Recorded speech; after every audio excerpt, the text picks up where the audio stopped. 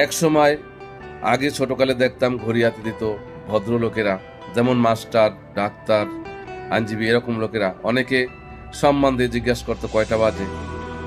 এক পর্যায়ে ঘড়ি এমন অবস্থা হয়েছে সকল শ্রেণীর মানুষ হাতে দেওয়া শুরু করছে, তখন তারাই বন্ধ করছে হাতে দেওয়া।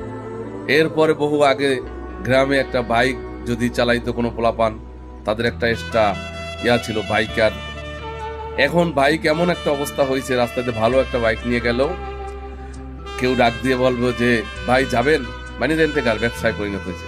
সেই রকম ভাবে রাজনৈতিক দল যেভাবে শুরু হয়েছে এক একজনে, এই যে কয়েকদিন আগে আম জনতা পার্টির পরে আম জনতা, এখন আবার জনতার অধিকার পার্টি একটা আছে, এখন আবার ইলিয়াস কাঞ্চন জনতা পার্টি আরেকটা করছে। তো এরকম ভাবে রাজনৈতিক দল যেভাবে শুরু হয়েছে, আপনারা এখন করেন যে রাজনৈতিক অঙ্গন লাস্ট পর্যায়ে কি হতে পারে।